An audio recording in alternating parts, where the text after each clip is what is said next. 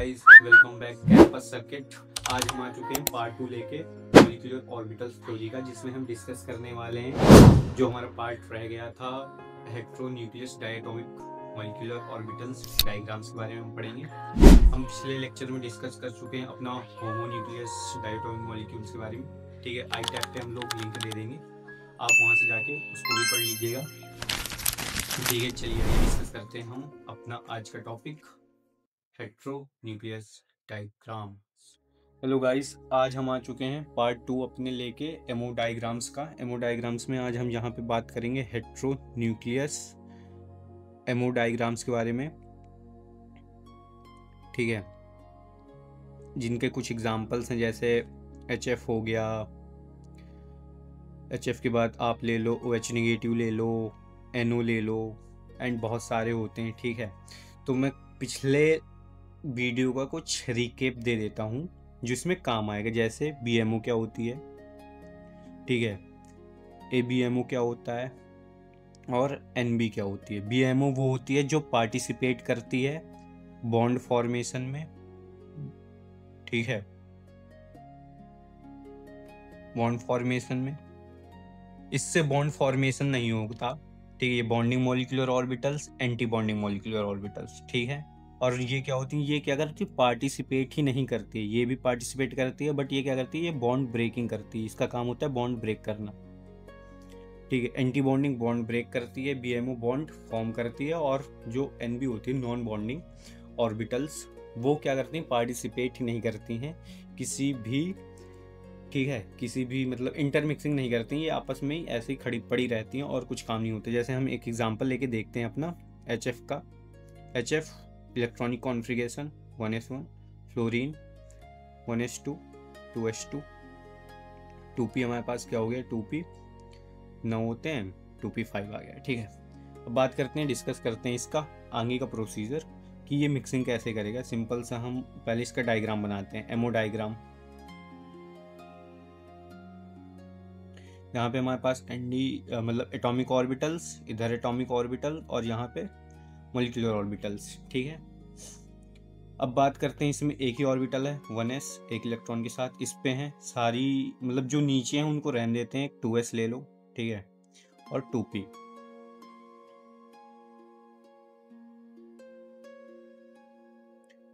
ये 2p हो गई। अगर हम बात करें इन दोनों का जो एनर्जी गैप है, एनर्जी गैप मतलब ये अगर आप समझो, मैं हाइड्रोजन है, ठीक है, उसके पास एक इलेक्ट्रॉन है, हाइड्रोजन के पास एक इलेक्ट्रॉन है, और जो हमारे पास फ्लोरीन है उसके पास कितने इलेक्ट्रॉन है, आउटर मोस्ट शेल में 7 इलेक्ट्रॉन है। ठीक है, इसको एक इलेक्ट्रॉन है, इसके 7 इलेक्ट्रॉन, जो इसकी क्या होगी, एनर्जी ज़्यादा होगी, इसकी एनर्जी क्या होगी, कम होगी, तो इसी वजह से ये ऊपर है, ये नीचे है। ठीक है, एनर्जी गैप होता है तो ये आपस में इंटरमिक्सिंग नहीं होती इनकी। ठीक है, इंटरमिक्सिंग नहीं होती तो ये कैसे आ जाता है, ये आ जाता है हमारे पास नॉन बॉन्डिंग ऑर्बिटल्स में 2 इलेक्ट्रॉन हमारे पास प्रेजेंट होते हैं जो कि पार्टिसिपेट नहीं करते बॉन्ड फॉर्मेशन में या बॉन्ड ब्रेकिंग में।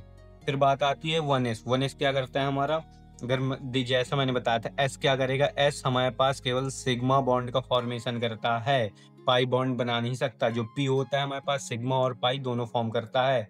सिग्मा बॉन्ड कौन फॉर्म करता है पाई से, पाई का जो सिग्मा बॉन्ड फॉर्म करता है जो इंटर न्यूक्लियस एक्सिस में होता है। इंटर न्यूक्लियस एक्सिस जो कुछ ऐसा प्रेजेंट होता है। ठीक है, इंटर न्यूक्लियस एक्सिस, और हम पाई में जेड एक्सिस को इंटर न्यूक्लियस एक्सिस कंसीडर करते हैं हमेशा।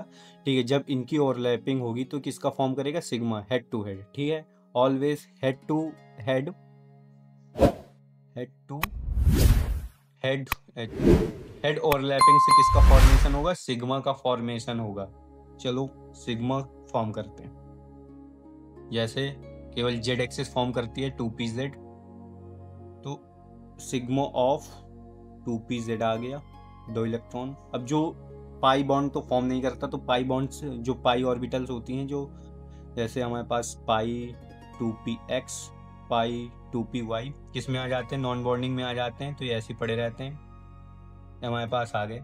और जो सिग्मा एंटी बॉन्डिंग भी फॉर्म करेगा क्योंकि इसमें बॉन्डिंग बनाई हुई है, तो ये हो गया सिग्मा स्टार 2pz, इस पे कोई इलेक्ट्रॉन नहीं है। अब बात करते हैं हम बॉन्ड ऑर्डर की। ठीक है, बॉन्ड ऑर्डर कैसे निकालें। जो बॉन्ड ऑर्डर होता है वो मैंने जैसे कि आपको लास्ट लेक्चर में बताया था, इसका फॉर्मूला होता है सिंपल से 1/2 number of electron in bonding molecular orbital minus number of electron in anti bonding molecular orbital.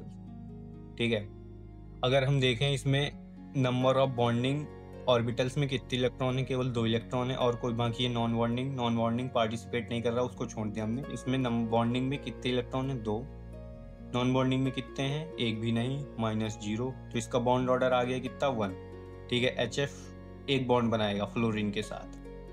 ठीक है, ये होता है इसका केस। ठीक है, अगर हम दूसरा केस डिस्कस करें, जैसे हमारे पास NO का केस, चलिए डिस्कस करते हैं हम।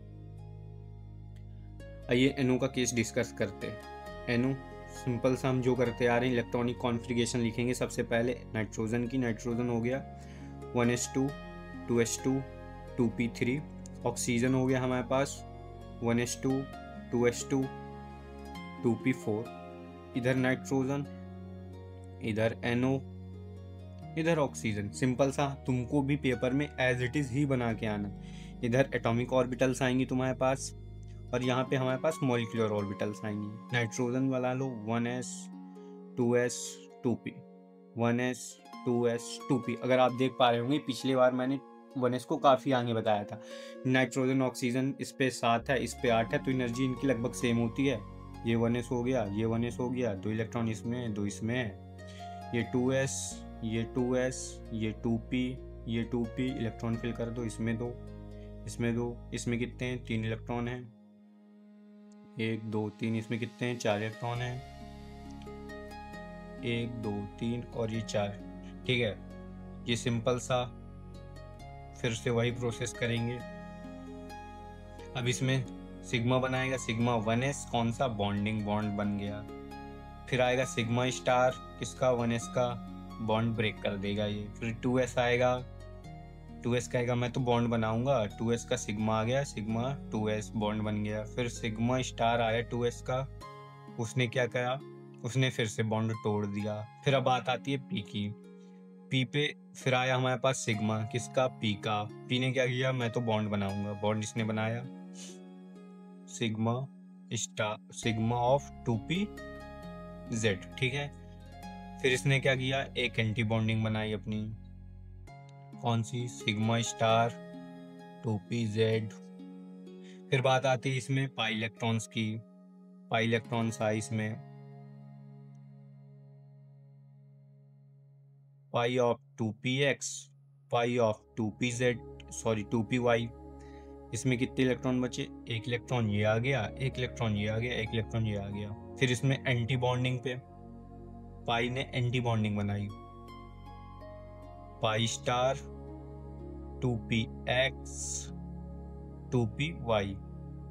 ठीक है, इसमें कितने, एक इलेक्ट्रॉन बचा, वो इस पे आ गया एंटी बॉन्डिंग पे। केवल एक इलेक्ट्रॉन बचा था p ऑर्बिटल्स में दोनों के, तो एक इलेक्ट्रॉन हमारे पास एंटी बॉन्डिंग पे आ गया। अब यहाँ पे अगर हम बॉन्ड ऑर्डर निकालें, ठीक है, क्या बॉन्ड ऑर्डर, बॉन्ड ऑर्डर मैंने जैसे बताया है 1/2 NB minus N of A। NB क्या होता है, number of electron present in bonding molecular orbitals. Na क्या होता है, number of electron present in anti bonding orbitals. Simple सा 1/2 NB कितने हैं, ये बनाएगा, ये तोड़ देगा, ये बनाएगा, तोड़ देगा, इनको छोड़ दो, या तो इनको भी काउंट कर लो, कोई कहे कि ये भी तो हैं, तो इनको काउंट करने से अच्छा आसान तरीका रखो, जो जिन पे जैसे ये क्या हो गया, 1 2 3 4 5 6, तो 6 माइनस कितने करना है, 1 -1 करा, जो कि ये हो गया हमारे पास कितना, 5/2, इसका है 2.5।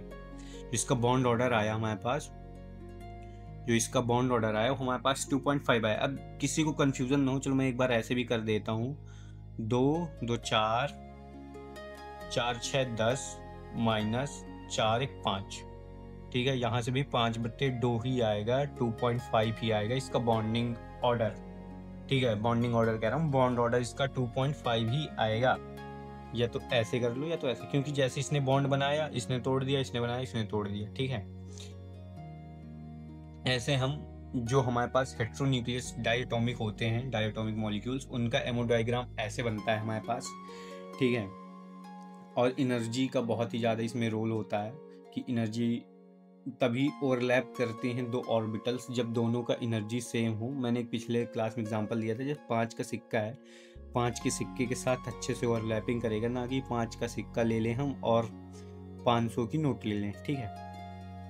वो उनकी जो एनर्जी है इसकी बहुत ज़्यादा है, इसकी बहुत कम है, तो ये ओवरलैपिंग नहीं करेंगे। तो हमें ओवरलैपिंग के लिए हमेशा एनर्जी कंसीडर करनी होगी। एनर्जी जिसकी ज़्यादा, मतलब जिसमें ज़्यादा कंपेरिजेबल एनर्जी होगी, मतलब दोनों की सेम होगी, वही ओवरलैपिंग करेंगे, ठीक है। ये हमारे पास एमओ का हमने दूसरा पार्ट भी ख़त्म कर दिया है, तो यहाँ से हमारा एमओटी लगभग ख़त्म होती है। अगर किसी को कोई प्रॉब्लम आती है तो आप कमेंट कर दीजिएगा, हम दोबारा डिस्कस कर लेंगे इस चीज़ को, ठीक है। और मैंने पिछले लेक्चर में आपको होमोन्यूक्लियस डायटोमिक मॉलिक्यूल्स के बारे में बता रखा है, वो भी देख लीजिए आप, ठीक है। अब हम अगले टॉपिक पे आएंगे, आपको अगले टॉपिक पे जल्दी ही वीडियो आ जाएगा आपके पास।